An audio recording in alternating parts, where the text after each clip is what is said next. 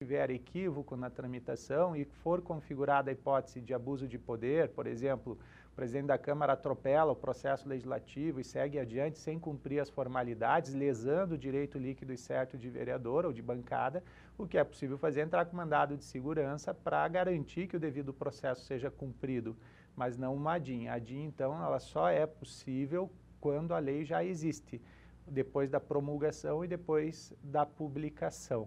Agora, como eu falei, tem outros caminhos para acionar o judiciário para evitar o descumprimento do processo legislativo que não a ADIM, como é o caso, por exemplo, do mandado de segurança.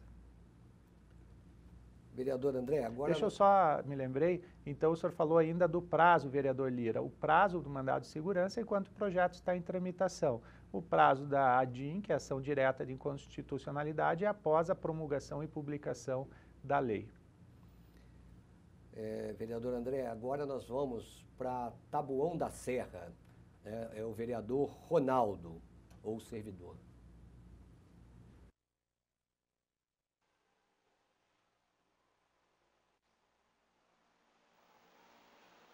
Boa tarde a todos. Somente quero cumprimentar o doutor André, a quem cumprimentar todos os meus colegas das outras câmaras municipais.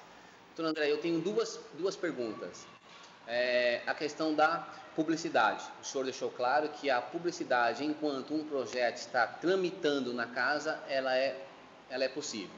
Agora, na questão, se você quiser fortalecer as câmaras municipais e fazer uma publicidade institucional da Câmara, da casa como um todo, ou seja, para levá-la mais próxima da população, isso seria permitido?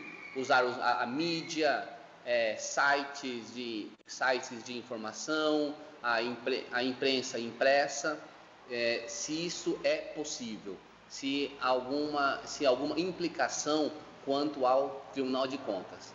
E a outra pergunta também que eu gostaria de fazer, quando o projeto ele tramita em urgência especial, quando ele passa-se a urgência ela é votada, é aprovada. Após a aprovação dessa urgência especial, ela normalmente vai para as comissões. Indo para a comissão, algum membro da comissão, ele não se sente seguro para dar o parecer naquele instante na sessão. Ele requer um prazo para estudar melhor este projeto de lei. Qual seria este prazo razoável se, por exemplo, a lei orgânica ela não determina este prazo? Eu passo a palavra. Obrigado. Obrigado, vereador André. Já estou até te colocando como vereador. Doutor André. Ronaldo, o Marinho está elegendo vereador todo mundo hoje, então está tudo certo. Eu já sou vereador também aqui na visão do Marinho. Deixa eu explicar para ti, a publicidade institucional, ela é perfeitamente possível. A Câmara pode divulgar para a sociedade, por exemplo, as suas sessões plenárias, pode divulgar quantas comissões a Câmara tem, qual o horário que as comissões se reúnem. A Câmara pode divulgar qual é a função de cada comissão temática, onde cada comissão temática atua. A Câmara pode divulgar o nome dos vereadores, quais comissões os vereadores integram. A Câmara pode divulgar a mesa diretora, o papel da mesa diretora. A Câmara pode divulgar o seu regimento interno por capítulos para explicar para a sociedade como ela funciona. A Câmara pode fazer esse trabalho, inclusive, de forma interativa, visitando as instituições, visitando as escolas, visitando as associações de moradores, associação comercial, associação industrial, visitando os sindicatos. A Câmara deve fazer esse trabalho de divulgação, e inclusive por meios eletrônicos.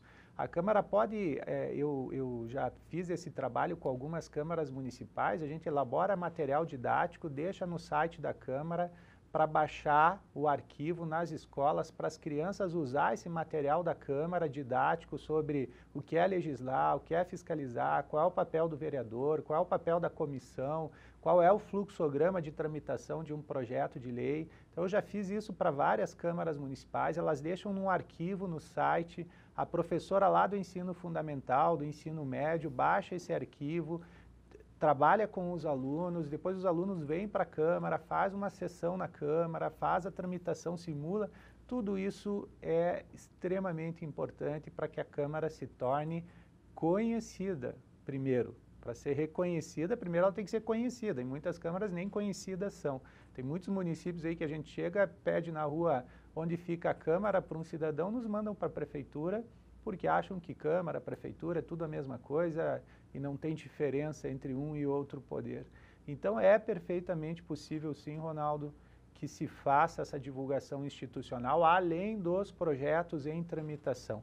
O ideal é que a Câmara, inclusive, tenha um planejamento para isso durante o ano inteiro, que seja habitual esse processo e que não seja sazonal, que não seja só quando tem eleição, por exemplo, que isso sim pode ser interpretado não como uma publicidade institucional, mas como uma propaganda, até mesmo podendo ser interpretado como uma propaganda eleitoral para os vereadores que estão ali e que estão numa posição diferenciada com os demais candidatos. Mas tendo um planejamento, estabelecendo aí um equilíbrio para que todas as comissões sejam divulgadas, para que o trabalho seja proporcional em termos de divulgação, todos os vereadores possam usufruir dessa estrutura, a mesa diretora, o papel da Câmara, e construir isso com a sociedade, através de escolas, através de sindicatos, de associações. Isso é muito importante. Tem muitas escolas legislativas de câmaras municipais aqui em São Paulo que já estão fazendo esse trabalho, inclusive ministrando aulas gratuitas pela escola da Câmara Municipal para pessoas da sociedade que sejam interessadas em conhecer o processo legislativo, conhecer a Câmara, saber como ela desenvolve as suas ações. O cuidado é aquele parágrafo 1º do artigo 37 que eu falei, não pode isso seguir um rumo de propaganda, aí é que não dá. Então esse cuidado tem que ter e a Câmara tem que zelar muito para ficar no campo da institucionalidade. Sobre o regime de urgência especial, não é matéria de lei orgânica, porque a Constituição não trata do regime de urgência especial. A Constituição trata no artigo 64, e aqui no Estado de São Paulo a Constituição Paulista trata no artigo 26, do regime de urgência, que é acionado pelo prefeito para projeto de lei ordinário de sua iniciativa. Esse sim é um assunto de lei orgânica. Tem câmaras municipais, me parece ser o caso de vocês, que prevê uma espécie de regime de urgência especial. Algumas até chamam de urgência urgentíssima. Essa urgência especial, ela não vale para projeto de lei de iniciativa do prefeito. Ela vale para os demais projetos de lei, de autoria de vereador, porque projeto de lei de autoria do prefeito não é urgência especial, é regime de urgência, lá do artigo 64 da Constituição Federal, que são aqueles 45 dias que a gente já aqui referiu, que na aula do dia 13 a gente vai detalhar mais para todos. Então, essa urgência especial é matéria de regimento interno. No entanto, mesmo sendo regime de urgência especial, não podemos admitir a supressão de fases. Então, o regimento interno tem que prever prazos mais estreitos para que a comissão se manifeste, mas não tão estreito a tal ponto de não viabilizar que o vereador possa dispor de um prazo para que ele examine e evite de dar um parecer, fazer um relatório e apresentar um voto sem ter segurança daquilo que ele está trabalhando naquele projeto. Então, Ronaldo, não tem um prazo ideal. Qual seria a tua pergunta, um prazo ideal para o regime de urgência especial? Aí tem que ser trabalhado dentro da realidade de cada Câmara. Por exemplo, se tem câmaras municipais que as sessões plenárias são terças, quartas e quintas, pode ser um prazo menor. Se câmaras municipais têm sessões plenárias uma vez por semana, o prazo tem que ser um pouco maior, de 7 dias, para o vereador ter um tempo para examinar esse projeto, mesmo em regime de urgência especial. Então isso varia de acordo com o tamanho da Câmara, de acordo com a funcionalidade da Câmara, número de sessões plenárias, números de comissões e assim por diante. Vocês vão ter que balizar isso a partir da realidade de vocês. Agora, só para a gente finalizar esse tema, não é obrigatório ter a urgência especial. Talvez em algum outro polo, algum vereador, algum servidor esteja pensando, mas aqui não tem o regime de urgência especial no meu regimento interno. Não tem problema não ter a urgência especial, porque a urgência especial não é obrigatória. Para tê-la, tem que ter previsão no regimento interno. Ainda assim, não se aplica para as matérias de iniciativa do prefeito. Vereador, eu acho que é muito importante também ter uma preocupação com a sua assessoria de comunicação, né? Porque se ela não estiver preparada, ela pode ser um complicador na hora de fazer a publicidade, né? E aí ela acaba fazendo, no lugar da publicidade institucional, acaba fazendo a promoção pessoal. Então tem que ser revisionado, né? Já que vocês estão criando essa nova forma de publicidade institucional, algumas câmaras já têm, mas outras ainda não têm essa forma de publicidade, é fundamental que a sua assessoria de comunicação, assessoria de imprensa, tenha total conhecimento e esteja capacitada para exercer aquela função, porque ela pode realmente complicar a vida do presidente da Câmara, né, e dos outros vereadores fazendo uma promoção pessoal em cima desse trabalho, André. Então, isso é uma preocupação. É o que eu falava, pressupõe planejamento, né? Tem que ter um projeto de resolução onde a Câmara vai definir como ela vai fazer a divulgação dos seus atos institucionais, quais são os critérios que ela vai observar, quais os canais que ela vai trabalhar, internet, pelo site da Câmara, redes sociais, quais critérios para a utilização das redes sociais da Câmara. Então, tudo isso passa por um planejamento, inclusive, se for o caso, até pensar na hipótese de contratar uma agência de publicidade para fazer todo esse projeto e executar as ações relacionadas a isso. Lembrando que a contratação de agência de publicidade exige licitação. Então, amigos, nós vamos rapidinho para o intervalo técnico de 2 minutinhos. Não precisem sair daí, 2 minutinhos que nós já estamos voltando.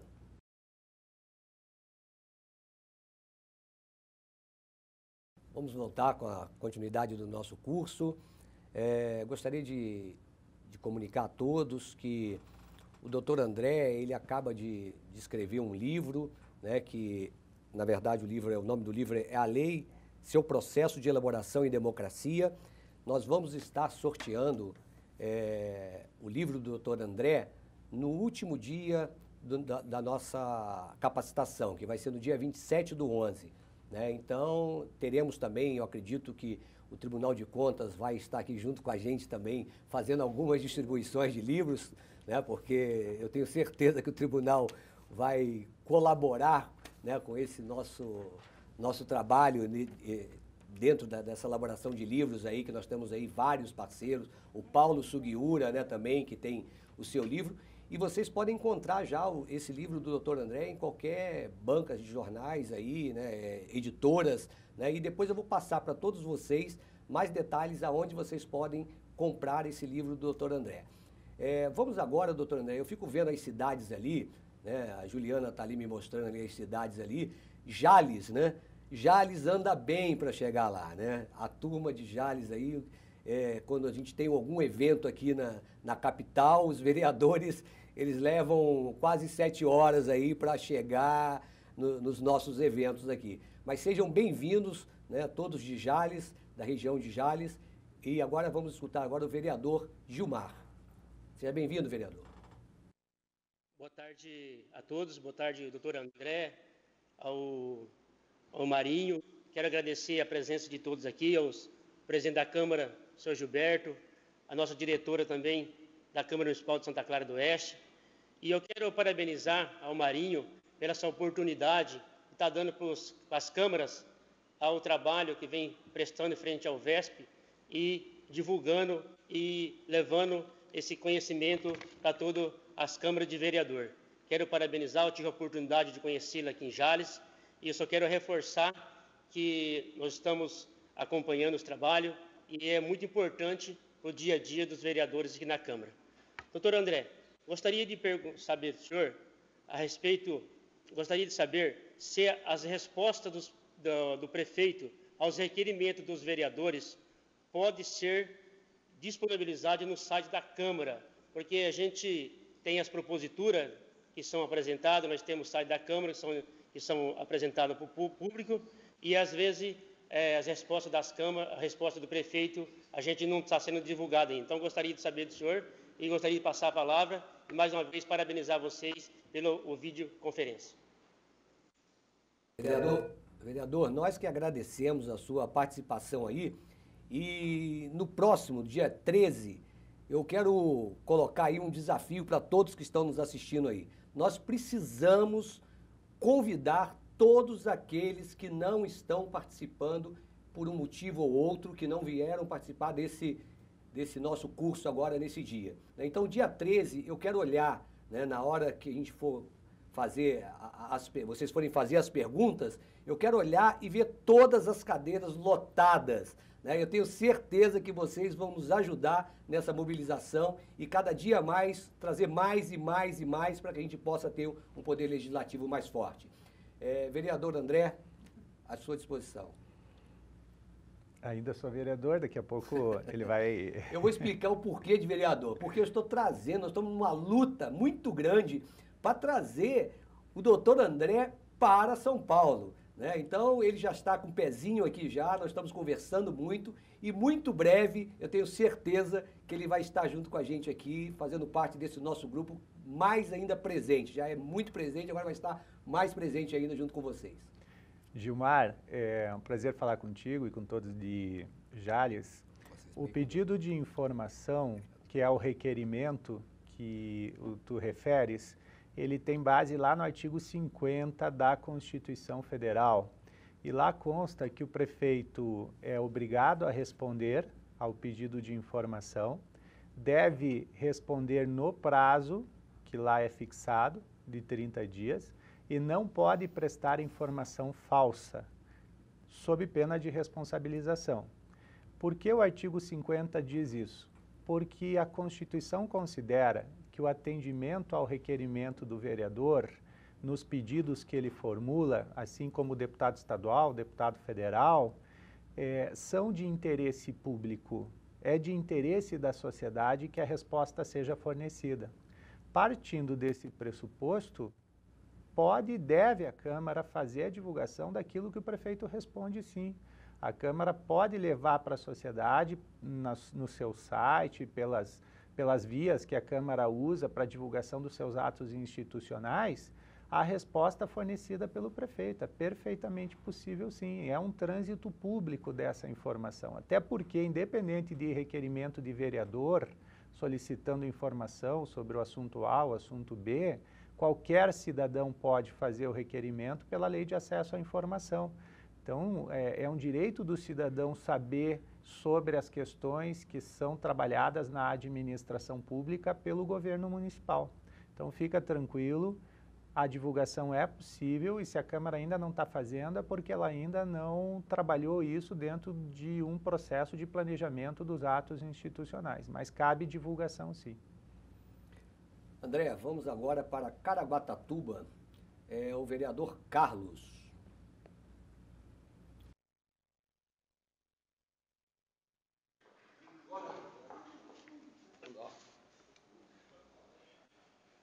Bom dia, professor, doutor André, o Marinho. Professor, dado o avançar da hora, quero ser breve aí nas perguntas, e se forem pertinentes, eu já gostaria de me desculpar de antemão. A pergunta seria o seguinte, sobre o cabimento de veto em emenda supressiva. De maneira inusitada, nós tivemos um caso assim, aqui em Caraguatatuba. O prefeito, a Câmara deliberou no sentido de suprimir um artigo, o prefeito não vetou o projeto na íntegra, publicou o projeto na íntegra, mas mesmo assim encaminhou o veto para a Câmara, provocando, incitando a Câmara a deliberar a respeito daquele veto. Desse modo, o que a Câmara fez? Diante disso, a Câmara derrubou o veto e publicou a lei, obedecendo à vontade legislativa. Ok? Essa é a primeira pergunta. Então, seria sobre o cabimento ou não de veto em emenda supressiva. O segundo questionamento, o senhor tocou no assunto a respeito da inviolabilidade dos vereadores, né? Da inexistência de possibilidade de se responsabilizar ou não o vereador por voto, né? Voto, palavras e opiniões, no caso específico aí, tratado foi por voto. Nós temos observado, e aqui em Caraguatatuba temos casos concretos a respeito, da tentativa, né?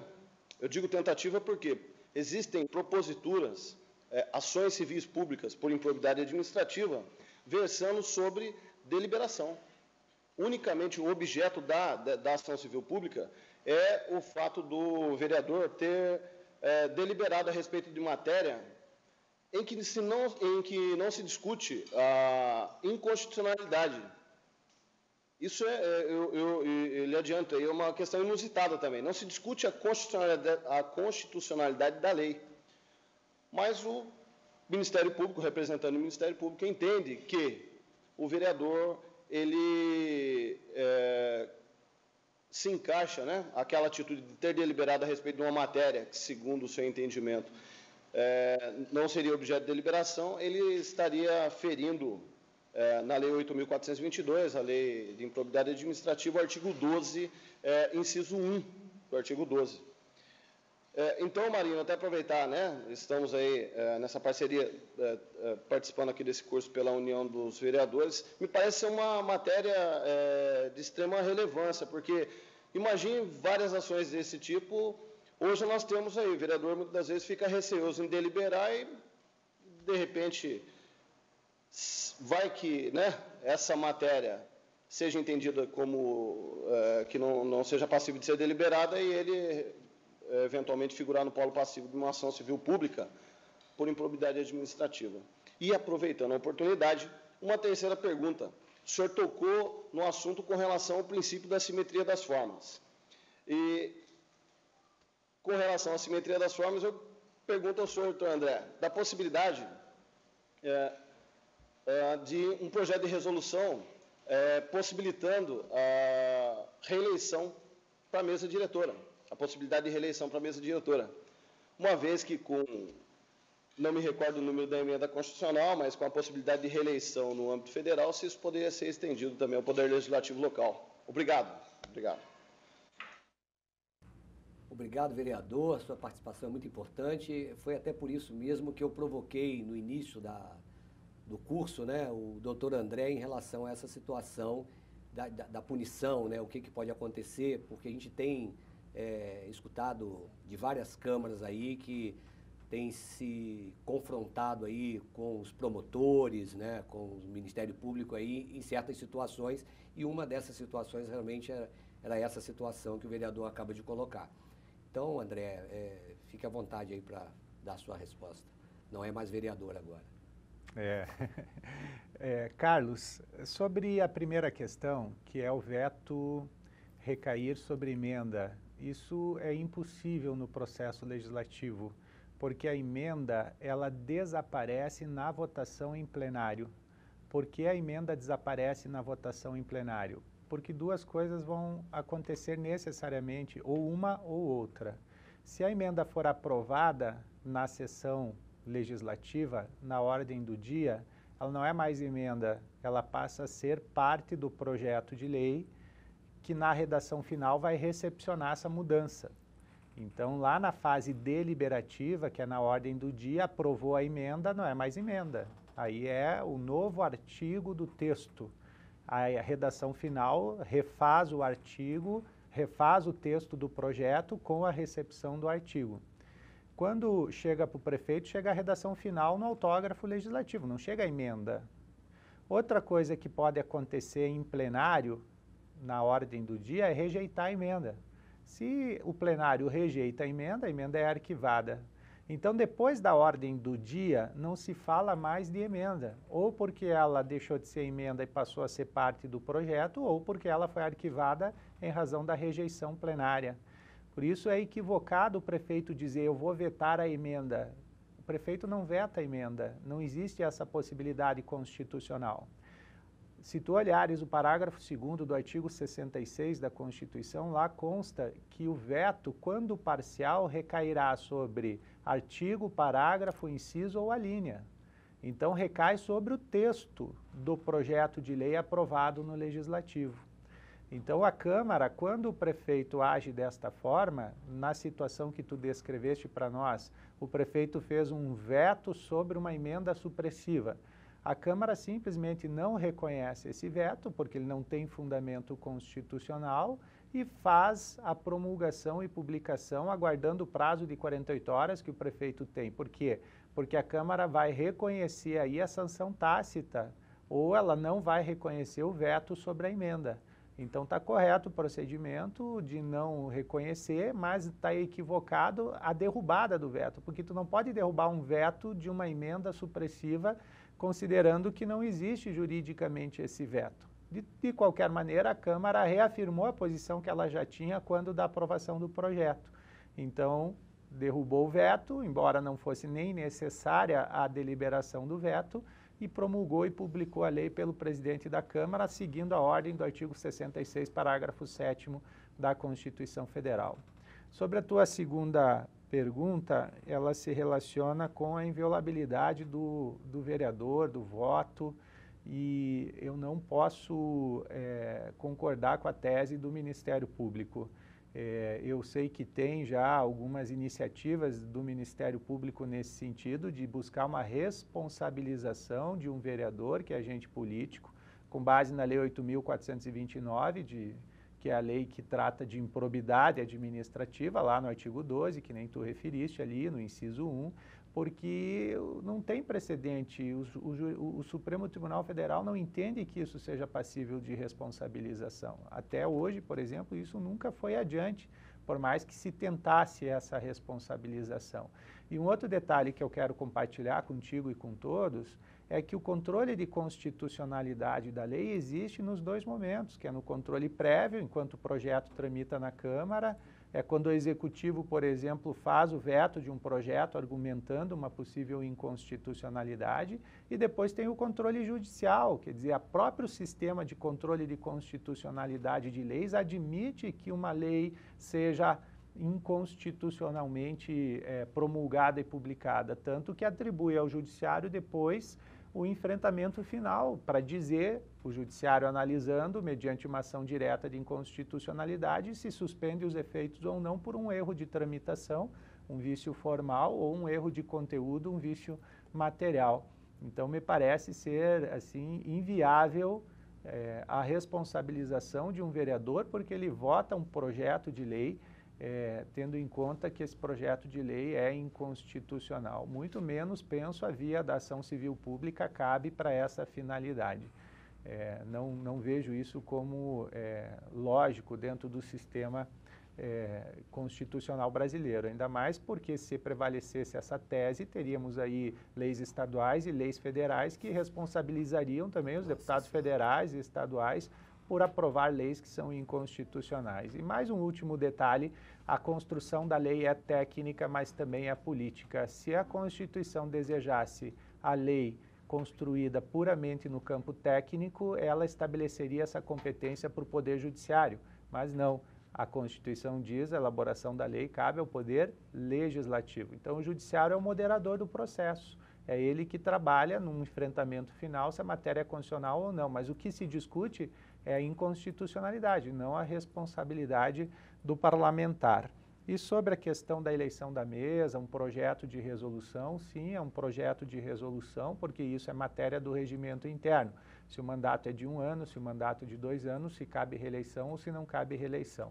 Tem jurisprudência hoje nos dois sentidos, dizendo que o artigo 57 da Constituição seria simétrico, e lá diz que é 2 anos sendo vedada a reeleição, o mandato da mesa, então teria que a Assembleia ser 2 anos sem possibilidade de reeleição, a Câmara Municipal teria que ser 2 anos sem possibilidade de reeleição.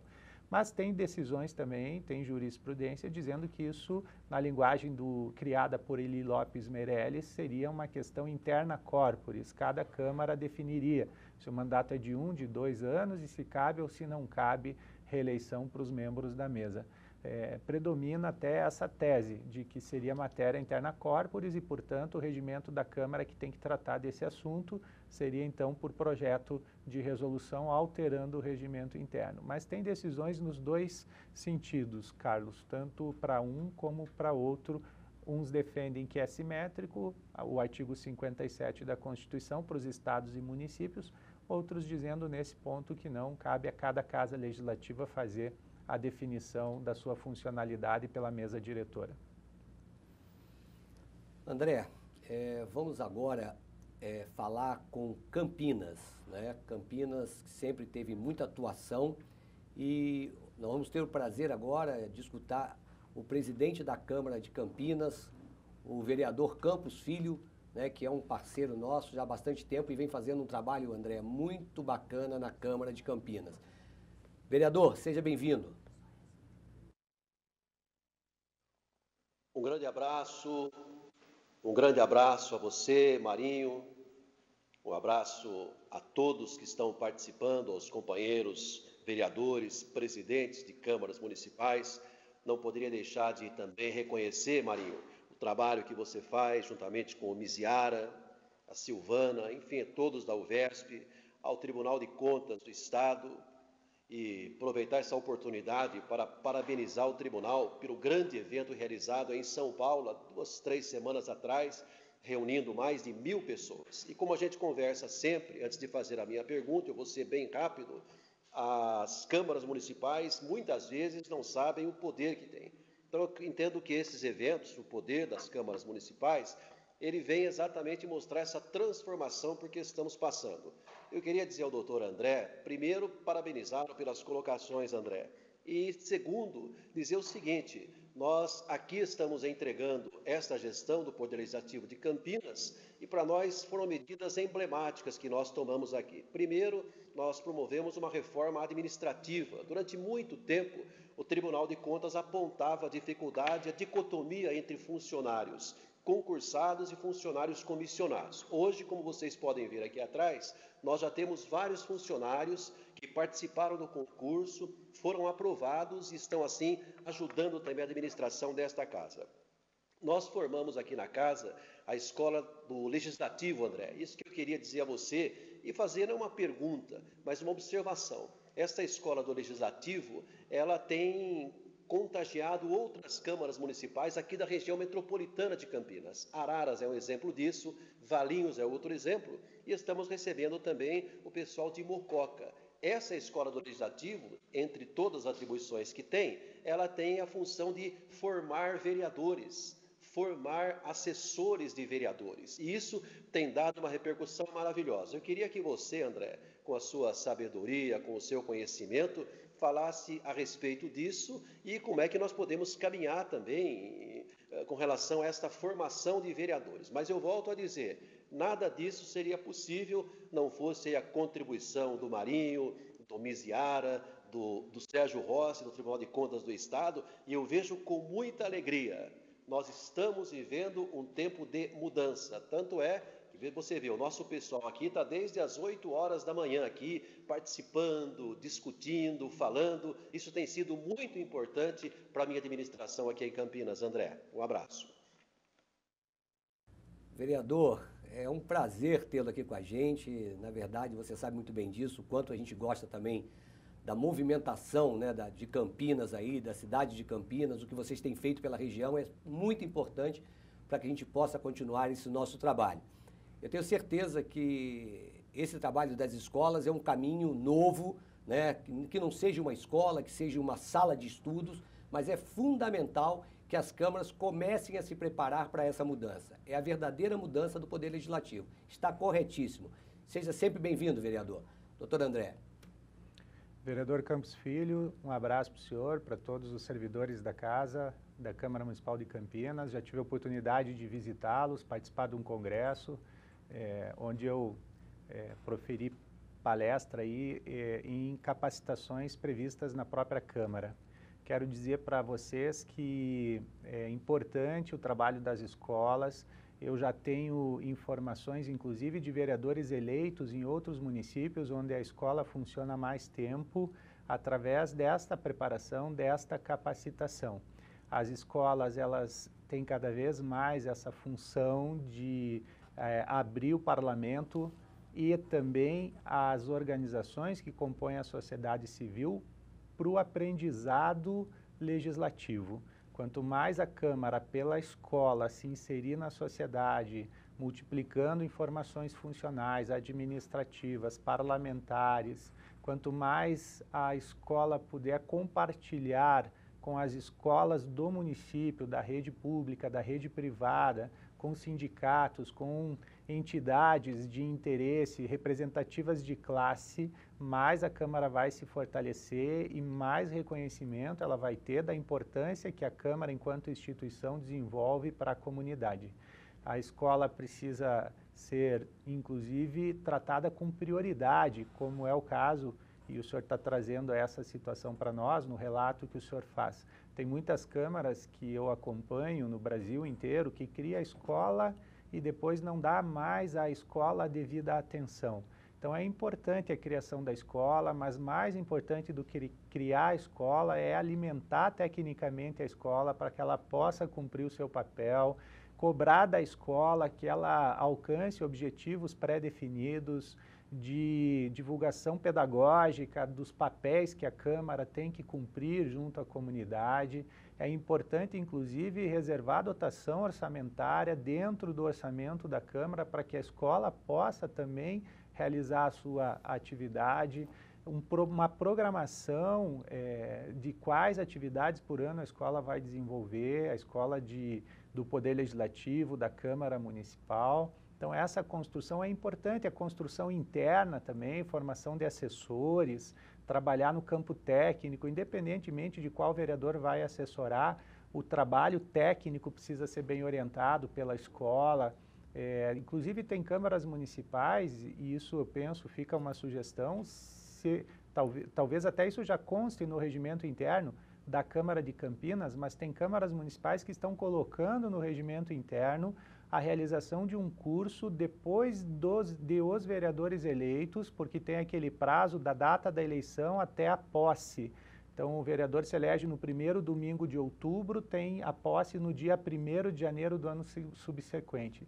Então, muitas câmaras, inclusive, estão colocando no seu regimento interno a realização de um curso para os vereadores eleitos antes deles tomarem posse, para explicar o regimento interno da Câmara, o que pode o vereador fazer, o que não pode o vereador fazer, como é o trabalho das comissões, como ele participa, o que é ser relator de um projeto de lei. Então, isso tudo faz parte de um grande aprendizado. E falar aprendizado é falar de escola. Então, a escola do Legislativo, ela tem que olhar para dentro da estrutura para ver como ela pode fortalecer o ambiente interno da Câmara, produzindo mais capacitação e conhecimento, e também tem que olhar externamente para o cenário que envolve a multiplicação da informação da Câmara perante a própria comunidade. Mas eu fico muito feliz de ouvir seu relato, acho que a Câmara de Campinas ela está realmente se colocando do tamanho de Campinas, estabelecendo um valor importante para o Poder Legislativo e principalmente abrindo esse processo de fortalecimento da sua escola. André, eu, na verdade, em relação às escolas, né, nós temos aí hoje 18 escolas no estado de São Paulo. E aí, vereador Campos, eu quero já colocar, né, e aproveitar a oportunidade aqui, que essas 18 escolas estão convidadas a participarem de um planejamento também das escolas legislativas no dia 8/11, em Araraquara, no auditório do Tribunal de Contas, né? Então, nós vamos ter duas ações lá muito importantes nesse dia 8/11. A primeira vai ser o planejamento, que nós estamos aí pensando já num selo de qualidade das câmaras municipais, né, através dos parlamentos regionais e dos diretores municipais da União de Vereadores do Estado de São Paulo. E, paralelo a esse trabalho, a doutora Silvana, eu acredito que a Maria Luísa também pode estar presente lá no dia 8/11, para que possa também ser realizado um planejamento, um debate com todas as escolas, né? Já tivemos uma primeira reunião dentro do Tribunal de Contas aqui em São Paulo, na capital, e agora nós estamos levando essa segunda reunião das escolas para Araraquara. Então é fundamental, André, a gente tem conversado muito sobre isso, muito com a Escola de Contas do Tribunal de Contas, que cada vez mais nós precisamos incentivar, motivar que as câmaras municipais, elas tenham sim as suas escolas ou sua sala de estudo, né? Porque câmaras pequenas a gente sabe um pouco da dificuldade, né, que tem e tudo mais, mas tem que ter pelo menos uma sala de estudo para debater essas ações, todas essas suas colocações aqui, para que a gente possa chegar realmente aonde nós queremos chegar. Então eu não tenho dúvida nenhuma que vai ser um sucesso, né, esse nosso evento do dia 8/11. Estão convidados os nossos diretores municipais, os nossos diretores regionais, né, e os presidentes aí dos parlamentos regionais. Eu conto com a presença de vocês para que a gente possa sair de Araraquara com um planejamento unificado, com todas as nossas ações em conjuntas. Eu queria, André, primeiro te agradecer, né? O André é um amigo, né? Ele conhecia o André na UVB, né? Na União de Vereadores do Brasil, e desde lá nós viramos amigos e parceiros, né? E eu tenho certeza, André, que a sua fala hoje, as suas colocações hoje foram fundamentais para todos que participaram desse nosso encontro, né? Eu tenho certeza que nós vamos sair daqui mais fortalecidos, né? Nós temos certeza que essa sua presença, né, aqui em São Paulo, né, que eu tenho certeza que nós vamos concretizar isso, e aí já estou colocando em público aqui, e quero que vocês me ajudem, né, a trazer cada vez mais, né, o doutor André para São Paulo, para que esteja do nosso lado e para que juntos possamos realmente ser referência, como São Paulo é referência para o Brasil inteiro, né? Só que através do Poder Legislativo, André. Eu tenho certeza que nós vamos conseguir isso, e com seu apoio, com o apoio do IGAN, né, e com o apoio do Tribunal de Contas, que sem dúvida nenhuma, né, tem sido um grande parceiro nessa nossa luta. Amigos, dia 13/11 nós vamos estar de volta aqui, né, e quero dizer para vocês que o doutor André, podem contar com o doutor André e com o IGAN, né, podem contar com a UVESP. Nós estamos 24 horas mexendo com política, falando de política, e vocês tenham certeza, vocês são nossos parceiros também. André, suas considerações finais.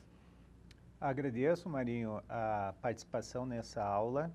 Agradeço ao Tribunal de Contas do Estado de São Paulo, mais uma vez, à escola, pelo convite. Agradeço ao VESP, a União dos Vereadores. Também foi um privilégio compartilhar contigo aqui essa aula. Sempre é importante essa tua sensibilidade sobre a realidade das câmaras municipais. Hoje tu está acumulando aí uma experiência enorme, primeiro como vereador, que tu já foi vereador, e agora como um articulador, né? Um representante dos vereadores aqui na UVESP, tendo em conta todos esses projetos que estão sendo desenvolvidos. Quero dizer para todos vocês que talvez nós tenhamos aqui trazido muitas informações para vocês e nem todas talvez tenham sido assimiladas com a devida calma. Então eu convido a todos para que no fórum que vai ser aberto, ou já está aberto no ambiente virtual de aprendizado do Tribunal de Contas do Estado de São Paulo, na escola do Tribunal de Contas de São Paulo, para que nesse fórum nós possamos então seguir esta conversa, continuar discutindo um pouco esses pontos. Se vocês precisarem alguma informação adicional ou algo que não tenha dado tempo de questionar hoje, então convido a todos para que nós sigamos pela internet, nesse ambiente virtual de aprendizagem, esse debate, essa discussão. E quero reencontrá-los todos e mais aqueles que vocês conseguirem reunir na aula do dia 13, onde nós vamos examinar, então, como se dá cada etapa de cada rito do processo legislativo. O rito ordinário, o rito sumário e o rito especial. André, e a todos, eu queria também, inclusive, não poderia deixar de agradecer a toda essa equipe que está aqui, né? Para tudo isso acontecer, vocês sabem que tem muita gente por trás desse trabalho, né? Inclusive os monitores aí também, que são estagiários, né, que estão fazendo esse trabalho aí junto nos polos, né, dando esse apoio, esse suporte. Então, saibam que para tudo isso acontecer, tem muita gente envolvida, né? Então, eu agradeço a todos que estão aí do lado de fora, muito obrigado, né, e podem ter certeza que nós estamos no caminho certo. Um forte abraço a todos e um beijo no coração.